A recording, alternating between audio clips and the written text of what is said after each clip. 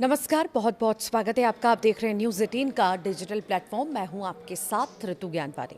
Iran और America के बीच शांति वार्ता जारी है, लेकिन इसी दौरान अमेरिकी हमले ने पूरी दुनिया को चौंका दिया है। अमेरिका ने दक्षिणी ईरान में IRGC के मिसाइली ठिकानों और संदिग्ध जगह पर हमले किए हैं और इसकी जानकारी सामने आई है और इससे सभी कहीं ना कहीं अब हैरान हैं। देखिए, संदिग्ध नौकाओं को निशाना बनाया जा रहा है कि वाशिंगटन स्ट्रेट ऑफ होर्मुज और ईरान के परमाणु कार्यक्रम पर दबाव बनाना चाहता है।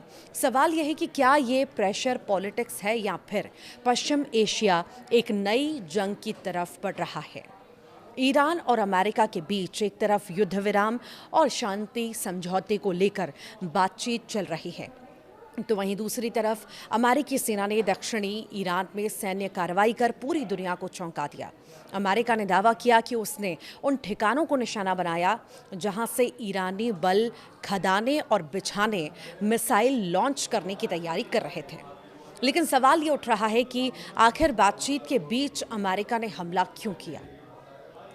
विशेषज्ञों का ये मानना है कि इस हमले के पीछे सबसे बड़ी वजह स्ट्रेट ऑफ होर्मुज पर नियंत्रण और ईरान पर दबाव बनाना हो सकता है। दरअसल दुनिया के सबसे अहम समुद्री व्यापार मार्गों में शामिल होर्मुज स्ट्रेट से बड़ी मात्रा में कच्चा तेल गुजरता है।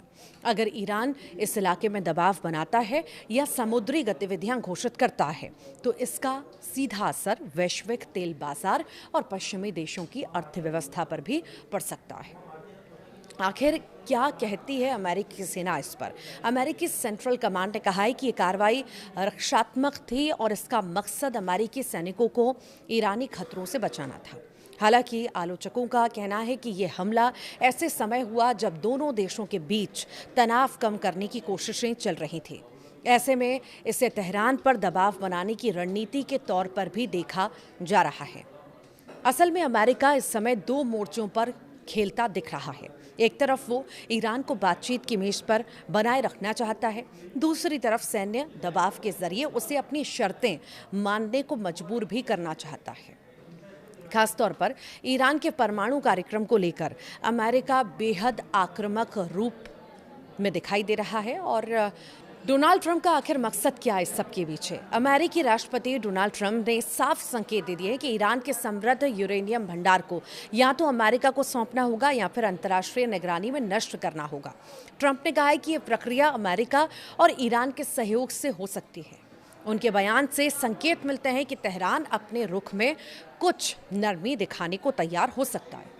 न्यूयॉर्क टाइम्स की रिपोर्ट के मुताबिक ईरान सैद्धांतिक रूप में अपने उच्च संवर्धित यूरेनियम स्टॉक को छोड़ने पर सहमत हो गया है और माना यह भी जा रहा है कि ये अमेरिका की बड़ी कूटनीति जीत हो सकती है।